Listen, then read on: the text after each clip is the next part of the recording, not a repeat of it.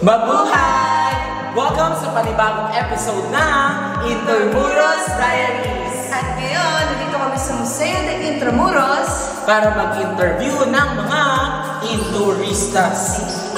Saan tayo? So guys, andito tayo sa loob ng Museo de Intramuros. Hanap tayo na mai-interview tayo. Kuya, andito tayo sa Intramuros Diaries! Hi! Pwede ko po ma-interview? Oo naman po, napaparad ko po yung video nito sa Facebook. Pwede naman. I-like mo ha, tsaka i-share mo. Anong pangalan mo kuya? Ano po? Jello. Jello. Taga saan ka? San Pablo, Laguna po. Hey, dancer! So bakit ka nandito sa Intramuros? Ang layo mo pala. Ano po, kasi nakita ko siya sa TikTok eh. Tapos, ang ganda po pala dun sa Intramuros.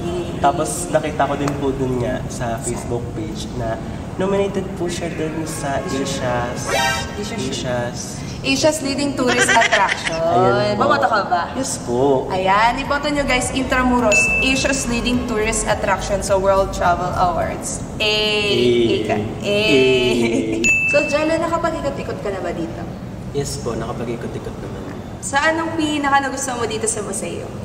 Siguro po, Ako? ay, Hindi ako. B! Dito mo ako, B!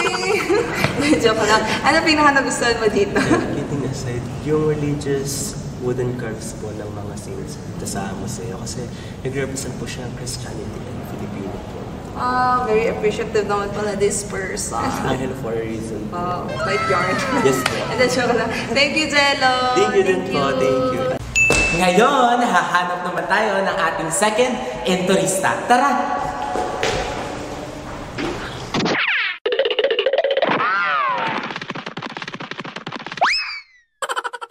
At nakita na nga natin ang ating second inturista for today's episode. Tara! Hi, Miss. Hi po. Di ba? Dito sa Intramuros, hindi lang ang sites at ang artifacts ang maganda. Pati ako. So, what's your name? I'm Jaya po. Okay, where are you from? Saan ka pa nang galing? I'm from QC po. QC Girls 5. I love it. Pwede na sa PBB. So, Miss Jaya, yan. Nakapag-ikot-ikot ka na ba dito sa Museo de Intramuros? Ayos po. So, for you, ano yung pinaka-tumatak or pinaka-nagustuhan mong bagay? Ang pinaka-nagustuhan ko po dito is yung structure itself. It's giving architecture. Wow! Big word! And ayun po, sa 3 floors po napuntahan ko dito sa Museo de Intramuros, ang dami ko na po talaga natutunan. Yung mga artifacts po, very well curated.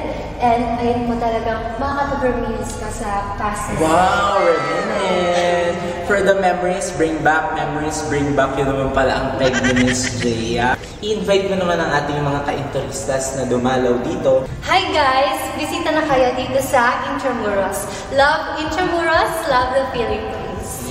Tara! Ayan, alam niyo na guys, maraming historic at religious artifacts dito sa loob ng museo. Siguradong marami kayo matututunan at mag-e-enjoy pa kayo. Kaya maraming salamat kay Jello at Jaya sa kanilang pag-share ng experience dito sa Intramuros. Kaya kung gusto mong mag-reminisce about the past and see religious artifacts, punta lang dito sa Museo de Intramuros. See you next episode! Paalam, Inturistas! Gutom na ako. Experience tayo. Pera ka ba?